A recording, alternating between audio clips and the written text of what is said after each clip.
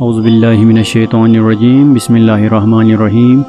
جہان اردو کے معزز دوستو، السلام علیکم۔ ایک نئے ویڈیو میں خوش آمدید۔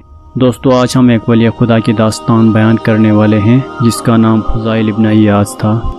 تاریخی کتابوں میں لکھا گیا ہے کہ فضائل ابن ایاس ولی خدا بننے سے پہلے مدینے میں بہت بدنام تھا۔ وہ ہر وقت چوری ڈکیتی اور مختلف برائیوں میں ملوث رہتا تھا۔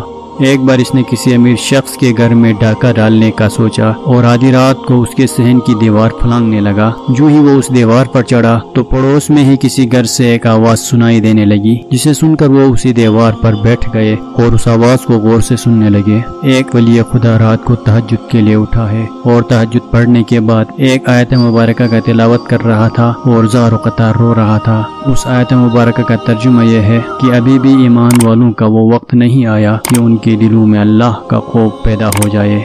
جو ہی اس نے یہ آیت سنا، اپنے رب کی طرف مخاطب ہو کر کہنے لگا، اے اللہ، وہ وقت آ گیا ہے کہ ابھی میرے دل میں تمہارا خوف پیدا ہو۔ اور وہ چوری کا ارادہ ترک کر کے واپس لوٹ آتا ہے اور کسی خلوت میں جا کر سچے دل سے توبہ کر لیتا ہے اور خدا کی بندگی اور عبادت میں لگ جاتا ہے۔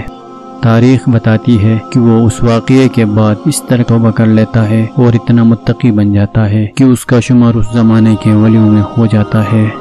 پیارے دوستو، اس مختصر داستان سے ہمیں یہ سبق ملتا ہے کہ اگر ہم سچے دل سے توبہ کریں اور اللہ کی راہ اختیار کریں تو اللہ تعالی ہمارے تمام گناہ معاف کر دے گا اور ہمیں اپنے پسندیدہ بندوں میں شمار کر دے گا۔